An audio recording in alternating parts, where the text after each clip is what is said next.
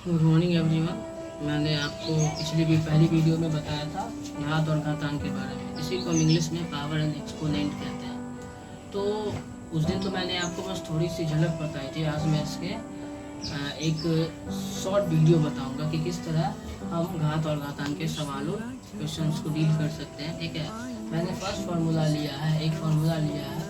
इस formula basis पे कितने सारे क्वेश्चन बन सकते हैं मैं ये आपको बता रहा हूँ। ठीक है, तो इस फार्मूला के लिए 3 तरह के क्वेश्चन बन सकते हैं, लेकिन इन्हीं 3 तरीके से और 3 तरीके बन सकते हैं और उस 3 तरीके से और ज़्यादा बन सकते हैं। लेकिन अगर साइन की बात हो तो साइन में इन्हीं 3 तरीके के क्वेश्चन ही आ सकते हैं और इसमें कुछ और ऐड हो सकते हैं। ठीक है, तो मैं शुरू करूँगा कि किस तरह से सवालों को हम हल कर सकते हैं, यानी डील कर सकते हैं। ठीक है, तो जैसा देखिए, मैं एक चीज़ आप लोग को बताना चाहूँगा।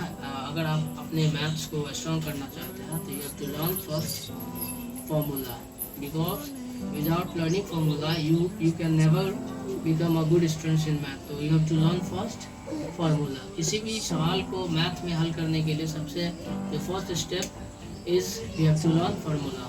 ओके, विदाउट लर्निंग फार्मूला हम मैथ में तेज बन ही नहीं सकते हैं, ये मैं दावे के साथ बोल सकता हूँ। ठीक है, तो मैं अगर और ज़्यादा बोलूँगा इस पर तो वीडियो लंबी हो जाएगी। तो चलिए मैं सवाल को हल करता हूँ कि कैसे हम इन सवालों को हल कर सकते हैं। मैं एक टीचर हूँ, ठीक है, इसीलिए मैं आप लोग को ये बातें बता रहा हूँ कि मैथ अगर आपको तेज करनी हो तो सबसे पहले आपको एक जिस टॉपिक को आप बना रहे हैं उस टॉपिक के जितने भी फार्मूला है सबसे पहले उसको प्रायोरिटी दो, उसको याद करो, उसके बाद ही आप सवाल को हल कर सकते हैं। क्योंकि मैथ का 95% जो क्वेश्चन होते हैं वो फार्मूला बेस्ड होते हैं। तो you have to first learn formula for that in your mind. ठीक है, तो चलते हैं लक्ष्य।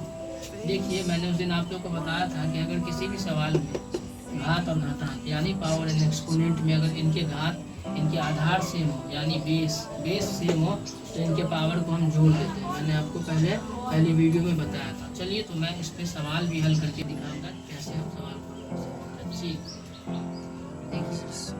इस सवाल के जो है आधार सेम है यानी बेस समान है, तो इसके पावर को जोड़ दें। देखिए, इसको हम m पढ़ते हैं और इसको m पढ़ते हैं और ये है ये भी है। तो 2 में से एक लिख दिए, m का मान 3 है, 3 लिख दिए अकॉर्डिंग टू फार्मूला।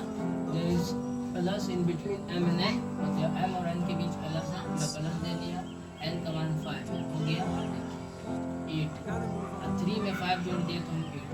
ठीक है, ये हमारा पहले सवाल का। ये किस तरह के सवाल इसको कह सकते हैं?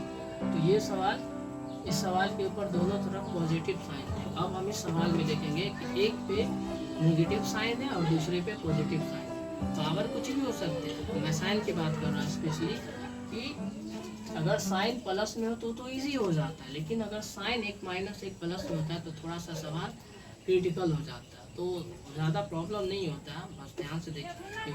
You have to learn easily and you will understood easily. Okay, let's see again. देखिए, इस सवाल को देखिए तो सेम ही है, बस साइन अलग अलग हो गया। ठीक है, आधार सेम ही है और इसका जो मान है ये माइनस में है और इसका जो घात है वो प्लस में है। तो मैंने देखा है कि मैं मैथ पढ़ाता हूँ, मैं कल ही की बात बता रहा हूँ। मैं क्लास 7 में मैथ ले रहा था, तो एक बच्ची थी, ठीक है, उसको क्या हुआ, उसको इसी सवाल में इसी टॉपिक से रिलेटेड क्वेश्चन में प्रॉब्लम हो रही थी। उसको ये पता ही नहीं था कि मैं इसको बनाऊंगा कैसे, क्योंकि उसको फार्मूला नहीं आता। तो इसीलिए मैं कहता हूँ सबसे पहले फार्मूला याद करें, उसके बाद सवाल को टच करें, अदरवाइज आप नहीं बना सकते सवाल को। तो फर्स्ट सबसे पहली बात आपको फार्मूला याद करने ही पड़ेगी। चलिए देखते हैं, ये m का मान हो गया और ये n का मान हो गया। तो m का मान -3 है, ठीक है, अब बीच में प्लस है according to formula. I repeatedly again and again plus दे दिए। n का मान 5 है, 5 दे दिए।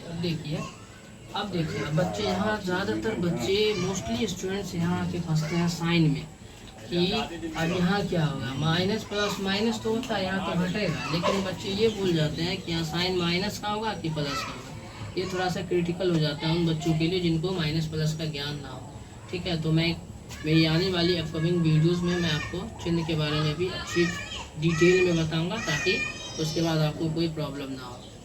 ठीक है, तो देखिए बच्चों, minus into plus is equal to minus होता है। ठीक है, ये सबको मालूम है लेकिन अकॉर्डिंग टू सवाल, हमको अगर सवाल में इसको अप्लाई करना है तो कैसे अप्लाई? पहले तो आप घटा दीजिए सबसे पहले, माइनस प्लस माइनस, इसका मतलब है सवाल घटेगा।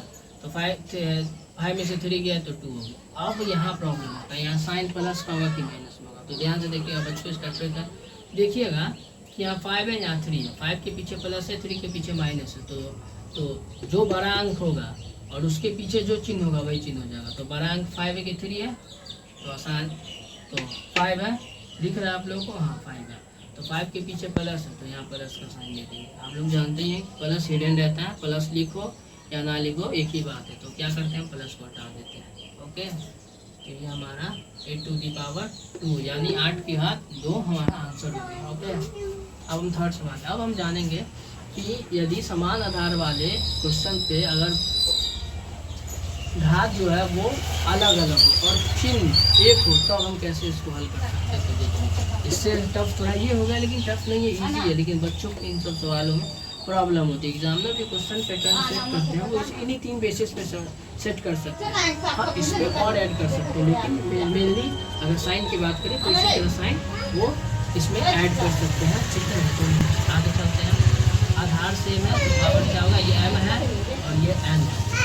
ठीक है, तो m का मान -3 है। फिर से मैं बोलना चाहूँगा, यहाँ देखिए ठीक से, यहाँ प्लस है, फॉर्मूला से हम चल रहे हैं तो प्लस n का मान -5 है तो -1। देखिए, कभी भी दो साइन एक साथ नहीं लिखा जा सकता है, दोनों अलग अलग होते हैं। ठीक है, क्योंकि ये मैथमेटिकल रूल रॉन्ग बताएगी इसको, ये रॉन्ग है। अगर ऐसे लिखेंगे, एक को ब्रैकेट में रखेंगे और एक को अनब्रैकेट में रखेंगे, ठीक तो सही है। ठीक, तो मैंने वही किया यहाँ अप्लाई।